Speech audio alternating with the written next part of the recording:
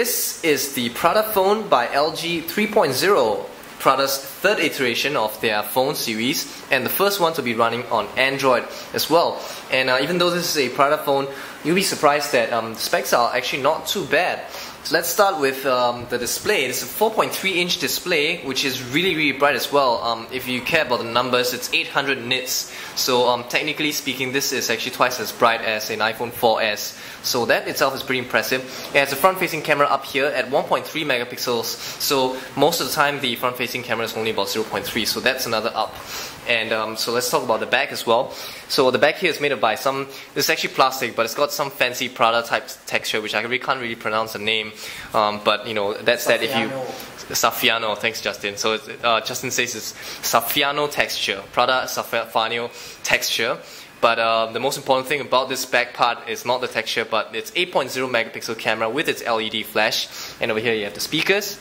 On the front here you have 4 backlit touch sensitive buttons, and one thing about this is that its default setting causes them to disappear very easily. So here's the contextual menu, the home button, the back button, and the search button itself. And on the bottom here we've got nothing. We've got 2 little nice this little screw-like things at the side.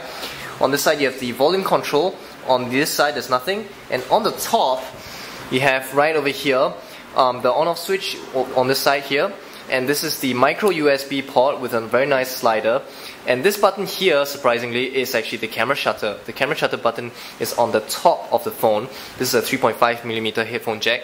Personally, I would hope that they kind of indicated the buttons a little bit, or at least move the shutter to somewhere more towards the side. But one possibility why the shutter is at the front here is because the moment you turn it on, the first camera that it turns on is actually the front-facing camera. So it's probably kind of designed to be used as a, sort of like a mirror. So this is probably the reason why they put the button right on the top, which I guess the Prada users might fancy that. Alright, let's talk about the Android software right now. So this is, like I said, this is Android 2.3.7. So you've got most of the stuff that you find on Gingerbread, such as the pinch to see all of the widget screens, and the application menu, which unfortunately scrolls from the top to the bottom. You've got this entire monochrome theme going on everywhere, where all the icons are black and white, which is actually very nice. But when it comes to when you start to install other applications, they will be separated at the bottom under this folder called Downloads. And you can quickly pinch them to all the categories by pinching it, and you become like this. You can manage the categories by rearranging them and adding new ones, and you can also manage the location of the application from one category to another, and also changing the location of the icons itself. So that is the widget screen. Again, the other one that we always take a look at is the notification panel, and thankfully LG Prada, or Prada LG depending on what you like to call them, has done some great jobs with it. So on top here you can switch the volumes, mute the phone very quickly, turn Wi-Fi and Bluetooth on and off. And here's something that is surprisingly found in the Prada LG 3.0 phone: NFC. So NFC is actually built into this phone, and you can just turn it off by hitting the icon right here. And there's also a shortcut to its music player up here, where you can control the music player from any application just by pulling down the notification panel.